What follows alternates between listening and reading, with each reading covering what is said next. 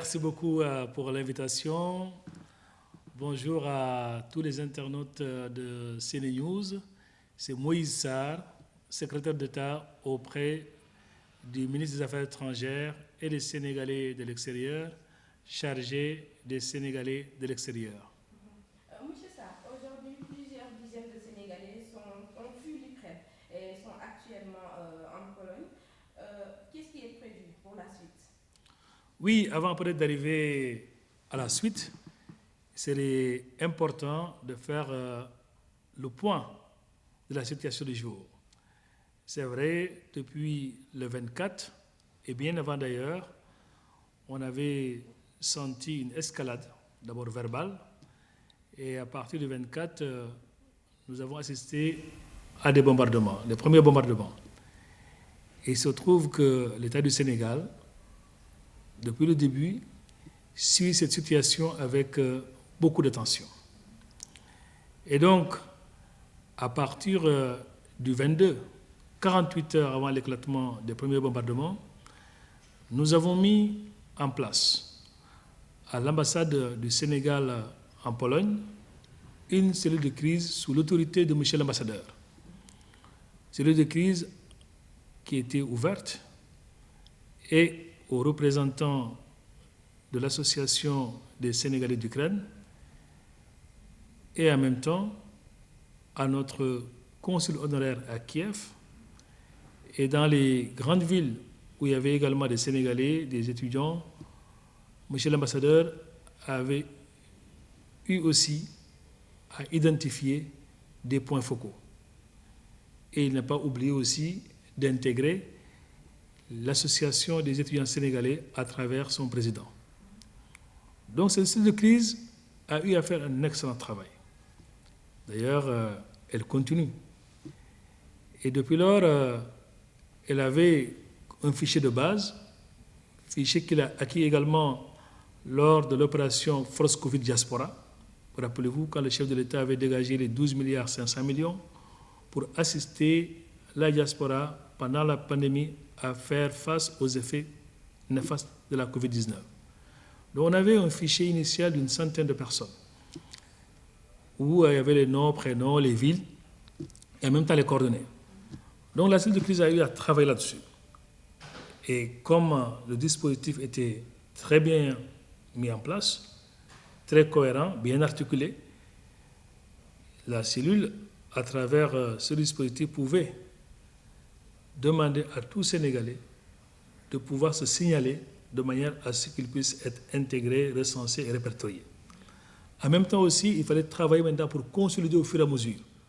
Voir maintenant également, est-ce que de la centaine de compatriotes qui étaient concernés par l'opération Covid, est-ce que tout le monde est encore en Ukraine ou bien il y a des Sénégalais qui ont quitté le pays depuis, avant même l'éclatement de la crise passée en 2020. Et il s'est trouvé qu'au fur et à mesure, on a travaillé, consolidé, jusqu'à la date d'avant-hier. Là, on a maintenant un fichier consolidé de 65 Sénégalais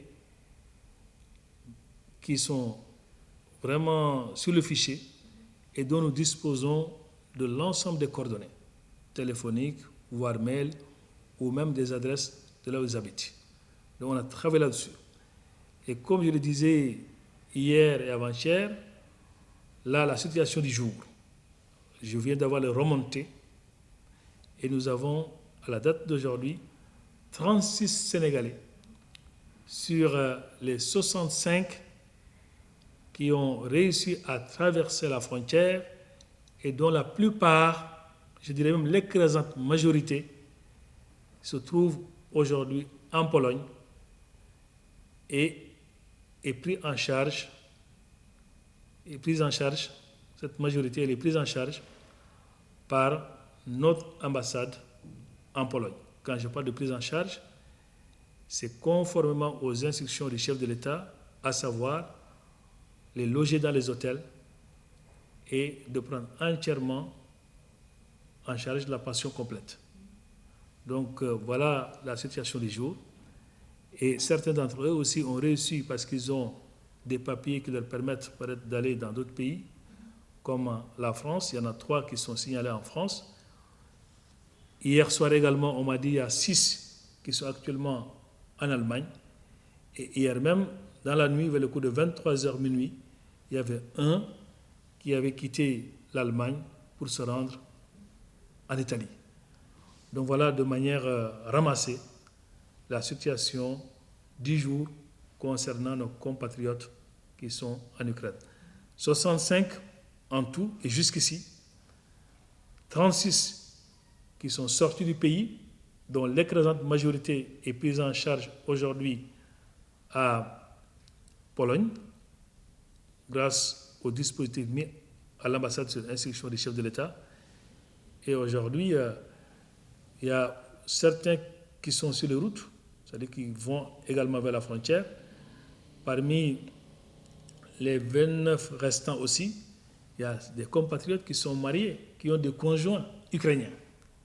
Certains, pour le moment, n'ont pas peut-être jugé utile de quitter le pays, mais nous sommes en contact avec eux. Ils sont auprès de leur petite famille et ils sont également en sécurité. Et les recommandations sont claires. C'est de demander, autant que faire se peut, et si la situation est favorable, de quitter le pays, parce qu'on ne sait pas quand est-ce, malheureusement, cette guerre va se terminer.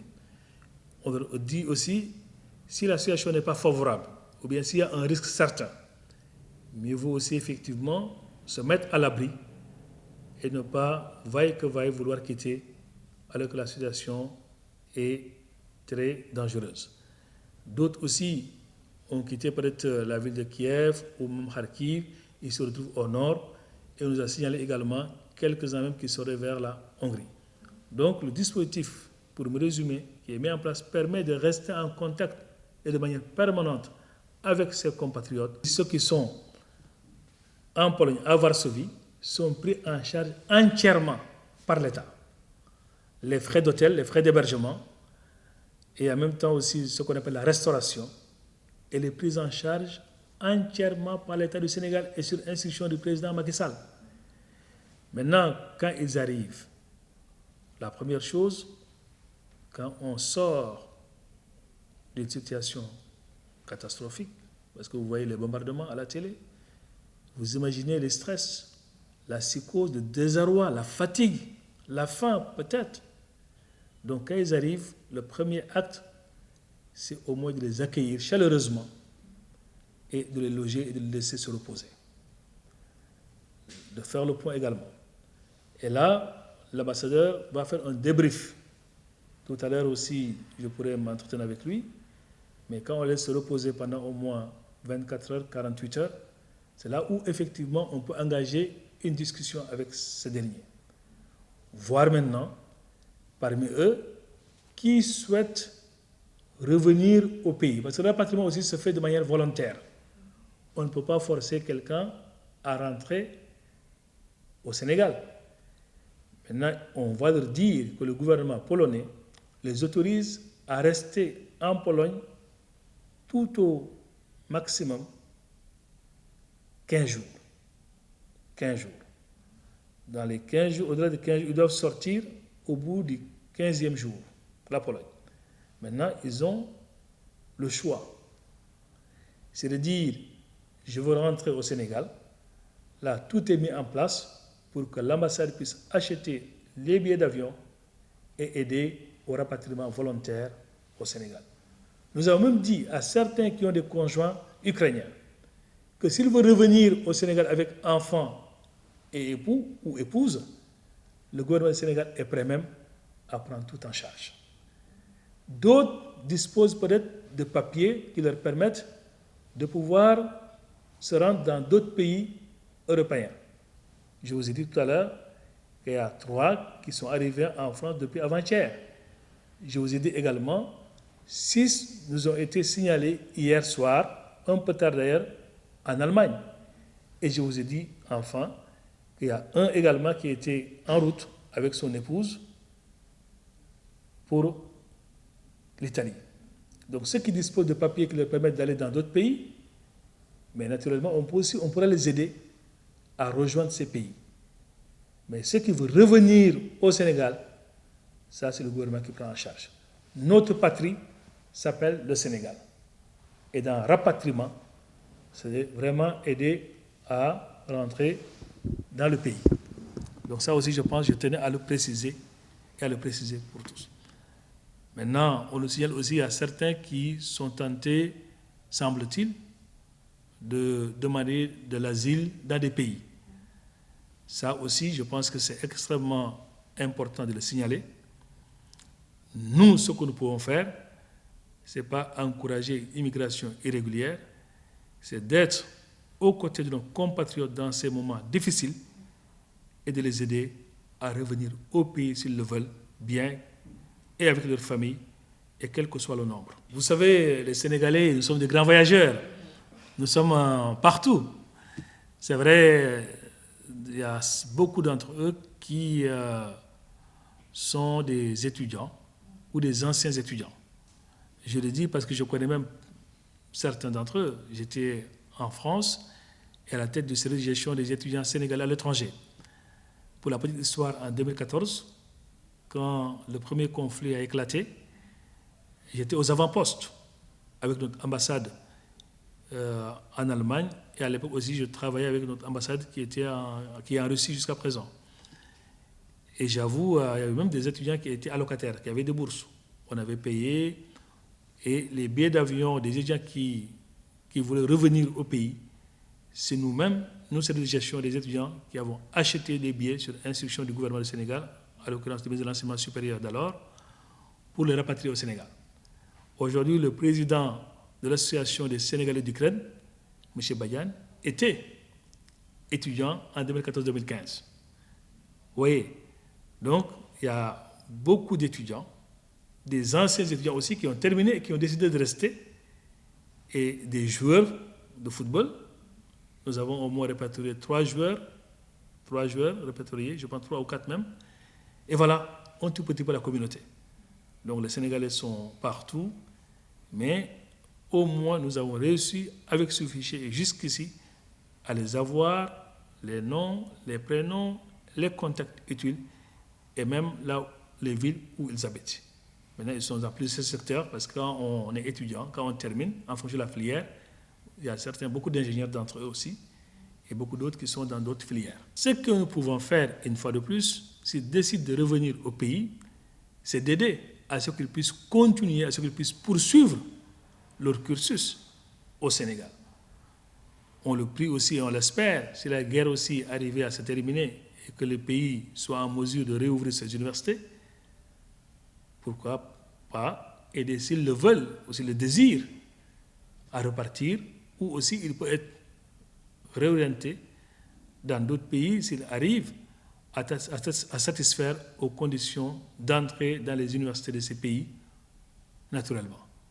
Donc on nous signale aussi, ça je pense qu'on va vérifier pour voir est-ce que c'est conforme ou pas, mais paraît-il, j'ai vu une dépêche passer, je ne pourrais pas me prononcer là-dessus assez rapidement, mais il paraît qu'il y a certains pays qui commencent à dire aussi des étudiants qui sont en Ukraine, est-ce que c'est les Ukrainiens dont ils parlent ou des étrangers, peuvent se rendre dans ces pays-là pour voir aussi comment ils peuvent être accompagnés. Mais l'État du Sénégal est prêt aujourd'hui à accueillir étudiants, compatriotes et familles et à aider et à la réintégration et à la réinsertion, voire même à la poursuite d'études si c'est le désir de l'étudiant au Sénégal.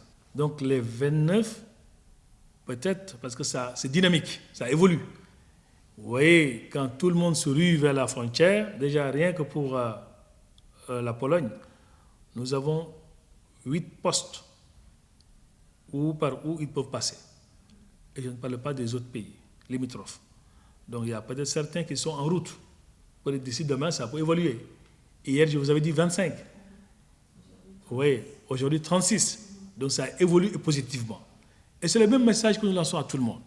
Autant que faire se peut, et que si la situation permet à ce que vous puissiez sortir du pays avec vos familles, l'État du Sénégal est prêt à vous accueillir, à vous prendre en charge, et si vous le désirez même, à vous rapatrier au Sénégal sans bourse déliée. Je pense que, comme c'est difficile, et comme on ne sait pas quand est-ce que ça va se terminer, le principal message, c'est essayer de sortir. Mais il ne faut pas forcer également. Il faut le faire de manière ordonnée et toujours penser à l'aspect sécuritaire. Quand la situation est propice, il faut sortir et rester toujours en contact avec la cellule de crise. Les numéros de téléphone sont partagés. Vos représentants, vous les connaissez, que ce soit le président des étudiants avec qui j'ai parlé hier, que ce soit le président de l'association des Sénégalais d'Ukraine avec qui j'ai parlé avant-hier, que ce soit les points focaux.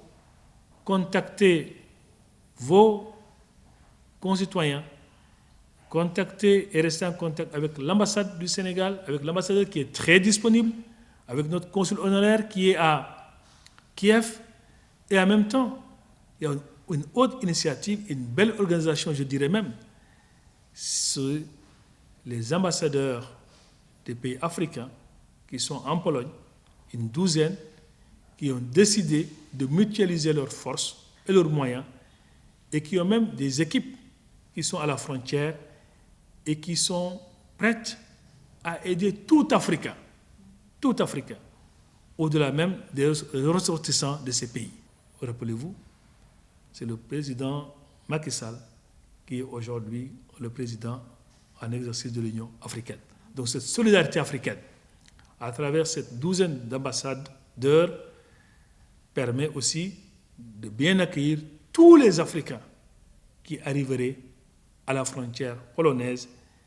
Et à côté également, il faut le noter pour s'en féliciter, nous avons aussi des volontaires polonais qui font un excellent travail. Je le dis parce qu'avant-hier seulement, 3 Sénégalais ont été raccompagnés de la frontière jusqu'à l'ambassade à Varsovie, à 400 km de la frontière, par 3 volontaires polonais. Donc c'était important et nous les remercions et vivement. Un appel à la prudence, à la vigilance et surtout en restant en contact avec le dispositif qui est mis en place pour eux et à faire tout naturellement, comme je l'ai dit, si la situation est favorable, comme les autres, c'est sortir du pays et le dispositif est mis en place par le président Macky Sall. Les moyens sont envoyés à l'ambassade pour que celle-ci puisse prendre en charge. Et je profite de l'occasion aussi pour féliciter et remercier, peut-être c'est tôt les félicitations, mais au moins reconnaître l'excellent travail abattu par notre ambassadeur, par son équipe et par les compatriotes aussi sénégalais qui, de manière ou d'une autre, contribuent à aider ceux-là qui étaient en Ukraine et ceux-là surtout qui sont restés aussi en Ukraine pour le moment. Et un mot aussi pour les familles, leur dire que nous comprenons le stress, c'est difficile. Parce qu'on a un frère, une sœur, un fils ou une fille qui est en territoire étranger et où il y a la guerre, quand on voit effectivement la violence des bombardements, c'est extrêmement angoissant. Mais le chef de l'État est à leur côté, le gouvernement du Sénégal, Madame le ministre des Affaires étrangères et des Sénégal extérieur, qui a aussi instruit, qui a décidé à ce qu'une cellule de crise soit mise en place au niveau de la position centrale. Et nous tous, nous sommes avec eux. Et le deuxième acte, c'est de prendre contact avec ces familles pour échanger avec elles, les rassurer naturellement, pour leur dire que le président Macky Sall a mis déjà les moyens pour accueillir, assister, accompagner et rapatrier en cas de besoin leurs fils, leurs petits frères ou leurs filles au Sénégal et sains et saufs. Les consignes sont claires, ce sont les mots du ministre Moïse Sarr. Senenews.com vous remercie. C'est moi qui vous remercie et vous félicite pour l'excellent travail de communication et en même temps pour votre professionnalisme et votre disponibilité. Merci une fois de plus.